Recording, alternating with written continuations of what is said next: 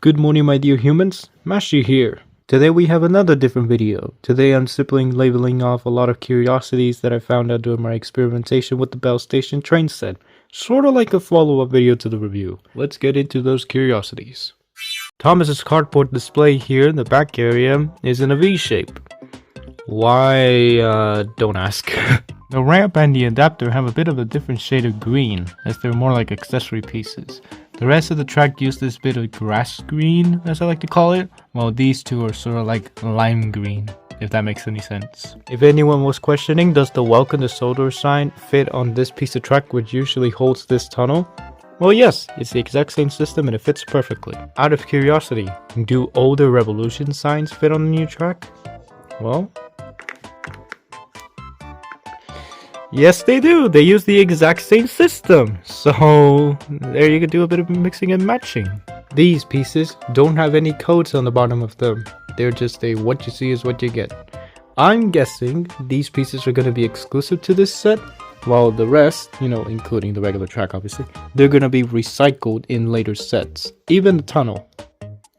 I mean, we can already prove this.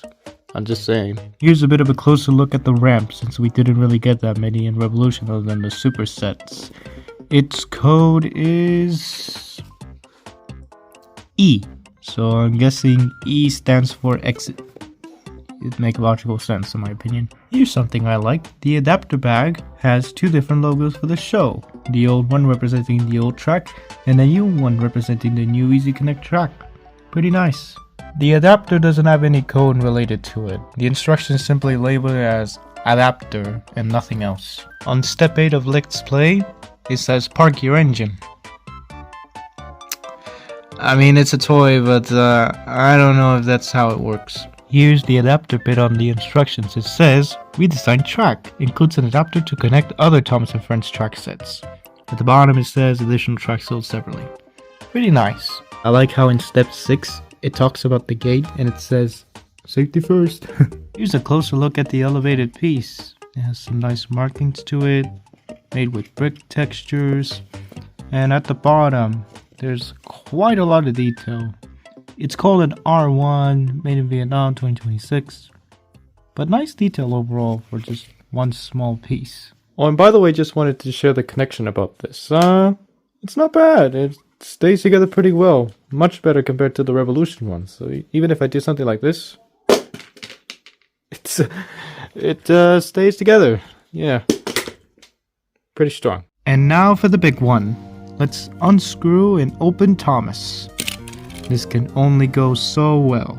Well, this is a surprise. So the screws, I'm pretty sure they're much smaller than the 80th ones and previous ones. The cab seems to be like a little snap fit, and I don't really want to risk breaking it, so I'm just gonna leave it like that. I tried for a bit, no results. There's the face. Very close up look at the face. I think it's more secure inside, I'm not sure. This bit, pretty sure that's called the smoke box. All angles for everyone curious. Here's something interesting. The running board actually has both of the magnets, which is a bit different compared to how it was previously. The front magnet, or the front coupling previously, that was just a loose piece. And the back coupling, that was actually molded onto the chassis, not the running board. But now we have both of the magnets on the running board itself. And I don't see any way of trying to enter into these, so I'm just gonna leave them like that. But yeah, the chassis has something pretty interesting. So even though this is supposed to be a plastic Thomas, there's two metal weights. Just a close-up look of that. 2026.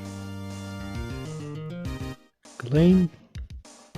Oh, and it actually has the set code. KLL35.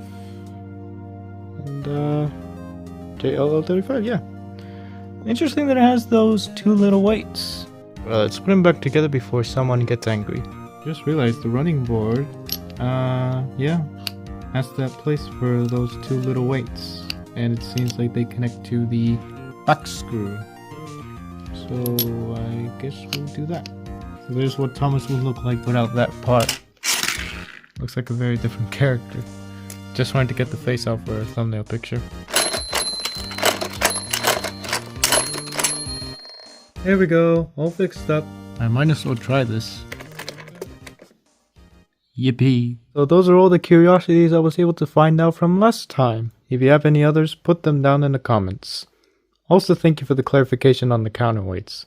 That was nice. You learn something new every day, you know. So thank you guys for watching. Comment, like, and subscribe. Hit the notification bell since Google is as Google does. As always, you can check out my link tree to check out posts about me on other social medias. And I'll see you guys next time. Bye-bye.